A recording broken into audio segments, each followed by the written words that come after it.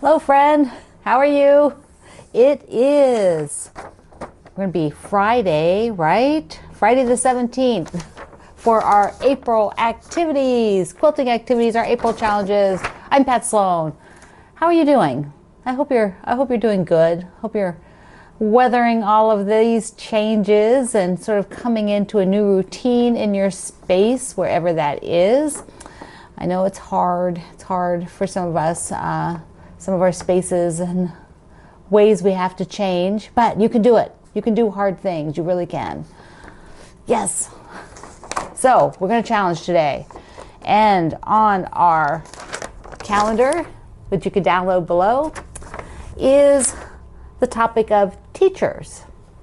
So what about teachers? All of us had to learn how to do things. No matter what that thing is, you either taught yourself or somebody else showed you. You probably weren't born knowing how to do it. So somewhere you had to learn. So we're going to talk about the people who teach us, and I want to talk about our quilting, first experience, like how we learned to quilt, who might have taught you to quilt. I always love doing this when I'm with a big group. If I was out doing a talk or even a class, and I would ask people, where did you learn to quilt? Who taught you? Did you learn from your mom, your grandma, an auntie? Did you take a class? Maybe you learned in 4-H or, had something more structured, maybe with as an adult. Maybe you went like I did. I actually took a quilting class. So I thought I'd just tell you about it. It's not my first quilt. I'll put a link down below to my story about my first official quilt, which was something I just taught myself.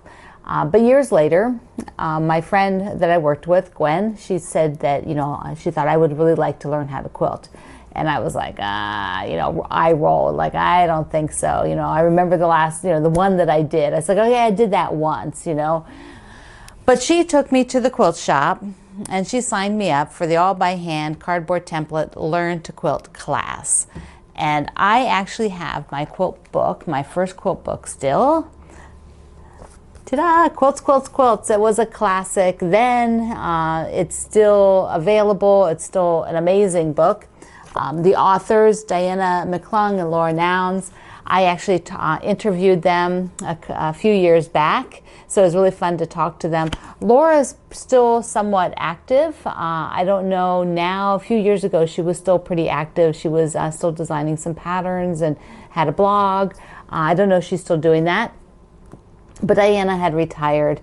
So this was our Bible for the book, for the class, for the beginning quilt class. And I'm very fascinated to go back and look at this book now because I've written 2 beginner books, 2 Teach Me to Quilt books, and they're not this detailed. They don't, this is a lot of information.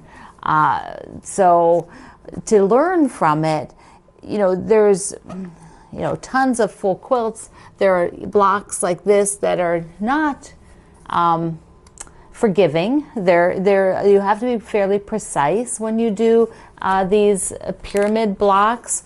Then there are other things like these really sweet little hearts for the applique. But I just thought it was fascinating. There's a sampler that's like a rectangle. Yeah. But it has it all in here. Everything is in here. Now, my teacher, here's all the tools, so when I was learning, she taught us to piece by hand. And we didn't have, rotary cutters have been invented already, it wasn't that long ago, but they had been invented. But she wanted us to learn the basics. And what I was really lucky to know and take that workshop with her, that series of classes, was that because she was so precise and really liked doing everything. There's another quilt, another one. She liked doing everything by hand so that we would learn why and how things work. And that led me to being able to really deeply understand structure of patchwork. So like I can pretty much figure out how to put anything together, and I can figure out how to troubleshoot. And part of that all came from learning the basics. Nowadays, I think a lot of people don't want to take the time to learn the basics, or don't have it even available to learn the basics. It's just not out there. Beginning classes aren't taught the same way anymore, which is fine. It's just fine. And I don't think that's wrong at all. There are sort of like two ways, I think, to learn. One would be to do something that's very focused so that you complete it. And that's a huge, huge motivator. If you can go in and finish something, like the goal of a lot of people is to make a baby quilt. Well, if you want to make a baby quilt and they start you out with like a grandmother's flower garden, which are hand-done hexagons, well, it'll take you quite a while. There isn't a lot of, so you have to have a lot of stick-to-itness. And if you're learning something new, even if you really want to learn it, having something that could take you months to complete because of your other time, constraints and your other commitments, that's not is not real satisfactory. So I like to teach where you do something small and you get it done. So like in the book here, like they've got there's like a nice double 9 patch, which is a fabulous beginner quilt, because you can learn how to cut straight lines, straight strips, and how to do nestle seams, and then make these simple squares and get a really nice finished product. Same with like a log cabin, so very classic blocks. So I'm absolutely thrilled to open this up today, and I was taking a look in it to see like, well, what exactly is in here? I don't really remember. I'm going to take a look at it a little bit more tonight. I'm going to leave it out when I take a break tonight. The other part that just cracked me up, my friend Roseanne, she's been doing, she lives in Minnesota, and I think she's doing like every week she's showing a book from a Minnesota author, something like that. And she was showing some, or a book that she bought. I don't know what it is, something like that. But she was showing bookmarks. So I need to take a picture of this bookmark and send it to her, because really, like, I have no idea why I have a bookmark of a shish kebab. I don't know what that's all about. So I'm trying to think of when. I can't remember what year I learned to quilt. It was, in the 90s, sometime. It's like, I don't remember. I'd have to look it up. So I also thought, if you are interested in handwork, like hand piecing teaches you so much. I mean, someday I would really love to do a series on hand piecing where we all do that together. And my friend has written a fabulous book on it, Carolyn Forrester. And I've mentioned this book before. If you've been following me for a while, you might recognize it. But this is an excellent book. And she has some complicated blocks and some easy blocks. But she, and she even has things that teaches you, like, really with photo step outs rather than drawings, how to do the curves. It's really quite nice and quite detailed.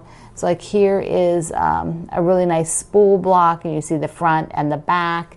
So there's lots of little extra details that Carolyn put into her book that make it so worthwhile. And you could do the sampler, which I think would be really fun projects. And hand piecing is very versatile. I mean, I've pieced a whole quilt by hand, like on a trip, more than once. You have to prep all the blocks, but then when you're like in the car traveling or sitting somewhere, you can just get a little baggie out and piece a couple of blocks. You get piecing really fast once you do it a lot. It's not a slow process by any means. You can get quite quick with it. So that is where I learned to quilt, was in my official quilting, was in a quilt class. So I'd love for you to tell me about your first quilt teacher.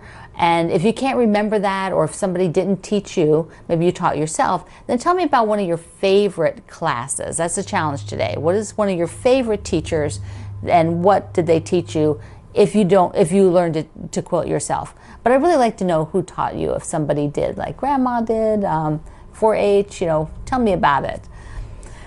It'll be fun. It'd be fun to read all the stories. I like hearing those. So today we have our stay-at-home block. The next block for stay-at-home, this is the 17th block, right? Oh yeah. Wow, we're just moving right along. So today I picked from my stash, it's red and white, the birds. So I love these. These birds remind me of a sort of tattoo art, basically. And I bought this fabric, and then a couple years after I've had this a little while, my brother got a tattoo of this exact bird on his hand. He didn't know I had this fabric, but he, has a love of that art too. And so on his hand is this bird. I need to make him a little something out of it. I wish I'd gotten it in some other colors when it came out, but it was one of those things. I just got the red piece, and I don't have a ton of it. And so now I have it in my quilt. The birds, yes. Okay, so if you're not subscribed, go down below. If you're leaving comments, just also subscribe. That'd be a great thing to do. I thank you.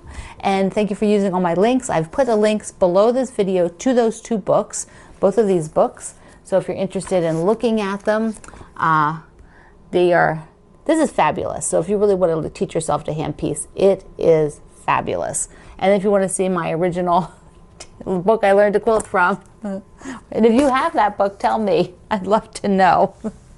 I think a lot of people have it. It must have been printed a zillion times. Millions of copies sold. Well, thank you, friend. Have a fabulous day, evening, next whole weekend. We're coming up on the weekend. So if you are now off work when you're watching this, mwah, have a great day. And I will see you online.